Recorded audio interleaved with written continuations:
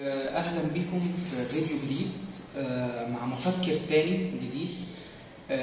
وفضلي بقى دماغك خالص وركز معايا، لأن الفيلسوف بتاع النهاردة ده هو حد مؤثر جدا في تاريخ مصر الحديث.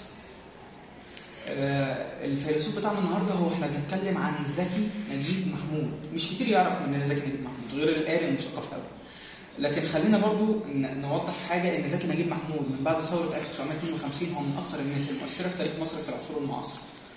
تمام؟ رائد الفكر التطويري بشكل كبير جدا، هو وكذا فيلسوف تاني طبعا انا بتكلم عليهم بعدين، لكن هو احنا خلينا نتكلم في حلقتنا النهارده عن زكي نجيب محمود. اهم افكاره، اهم الحاجات اللي اثر بيها فينا، اهم الحاجات اللي لسه مستمرة معانا النهارده في المجتمع. تمام؟ خلينا نقول اول حاجه زكي نجيب محمود اتكلم فيها هي حريه الفكر، الحريه الفكريه. زكي نجيب محمود كان من اكثر الناس الداعمين لفكره انه احنا كلنا احرار، فبما اننا كلنا احرار نقدر نفكر في افكار كتير مختلفه عن بعض ومش شرط دايما نتفق. دي فكره متاصله في فكر زكي نجيب محمود فاكثر من مرجع ليه يعني. تاني حاجه التواصل الحضاري.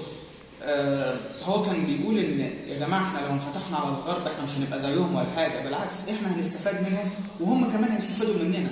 يعني هي مش فكره انه لا دول هيخلونا زيهم، لا دي بقى بايدك انت. زكي نجيب محمود بيقول انت كانسان تقدر تحدد هل انت هتبقى غربي ولا هتستفاد منهم بس مش اكتر. ده فرق كبير جدا زكي نجيب محمود وضحها في اكتر من كتاب، منهم طبعا مجتمع جديد او الكارثه، ومنهم طبعا قصه عقل، اكتر من حاجه طبعا المراجعه انا هقولها لك في اخر الفيديو وهسيبها لك في الديسكربشن طبعا. ثالث حاجه هو بيقول الوحده العربيه. يعني بصراحه من اكتر الناس اللي اتكلمت على فكره ان العرب لازم يرجعوا زي الاول وزي زمان. دلوقتي العرب كل واحد في حته، كل واحد مركز في حاله، كل واحد مع مصلحته من الاخر. لا هو كان بيقول، ودي بصراحه مش موجوده دلوقتي، كانت موجوده في فتره زكي نجيب محمود بصراحه، لانه كان بيقول انه يا جماعه احنا لازم نرجع تاني قوه واحده، لان احنا لما كنا قوه واحده كان العالم كله بيخاف مننا. ما كانش ناس كتير تقدر تاثر علينا في وقتها. دلوقتي لا طبعا، دلوقتي كتير من الدول العربيه بقى يتم التاثير عليها بسبب الغرب وبسبب الافكار طبعا الغربيه. خامس حاجه واخر حاجه معانا هو فكره العداله الاجتماعيه. يعني دي من اكتر الحاجات اللي في الفتره دي بعد ثوره 52 زكي نجيب محمود كان نوه عنها. مش معنى ان انت من طبقه معينه وانا من طبقه تاني ده معناه ان انت احسن مني او انت افضل مني بشكل من الاشكال، لا خالص. هو كان شايف انه يا جماعه لا، انت مواطن ليك صوت وانت كمان مواطن ليك صوت في الانتخابات، انت ليك صوت وانت كمان ليك صوت. لكن بقى فكره ده علشان ملكي فهو يصوت في الملك الجديد او الحاكم الجديد اللي هيحكم مصر، وده علشان ابن مثلا بواب او ابن حد بسيط فهو لا انت حسالة المجتمع، انت ما ينفعش تصوت او ما ينفعش تقول رايك. فهو كان ضد ده تماما، وكان بيدعو لفكره انه لازم كلنا نتساوى، لان لما كلنا نتساوى هنقدر نطلع حاجات جديده، هنقدر نطلع فن جديد، هيقدر يبقى فيه لينا افكار تانية جديده كتير. فمن اكتر الحاجات بصراحه اللي انا شايفها لزكي نجيب محمود هي مفيده، لانه احنا دلوقتي في عصر كله بقى يقدر فيه يتكلم، ولو انا شايف ان ده مش صح قوي، لكن ده برضو من اكتر الحاجات اللي هو كان مؤثر فيها جدا، انه لا انت بني ادم فانت من حقك انك انت تتكلم وتعبر عن نفسك. حاجه كمان فكره اللغه. كتير مننا دلوقتي بيسيء استخدام اللغه العربيه، او بلاش اللغه العربيه، خلينا نقول اللغه العاميه بشكل عام. ليه؟ لان هو بيقول انه يا جماعه اللغه هي وعاء للعقل. انت كبني ادم كدماغك انا بنقل الرساله اللي قدامي عن طريق اللغه، فاهمين؟ فاللغه هو بالنسبه له ان بسبب ان احنا بنسيء استخدامها، وده اللي بيحصل دلوقتي بصراحه، وزكي نجيب محمود نوه عنه في فترتها.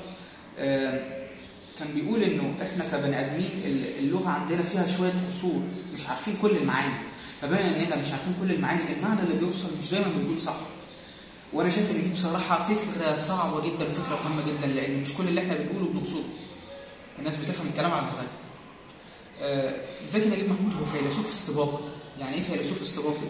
يعني هو كان من اكتر الفلاسفه اللي كانت سابقه وقتها، سابقه عصرها بكتير، بسبب افكاره وبسبب معتقداته اللي كان بيقول عليها. عمل ثوره فكريه كتيره، يعني كتيره جدا في الاوساط، خصوصا الشرق الاوسط. وادى بصراحه لتطوير وتغيير خصوصا في الحضارات الشرقيه.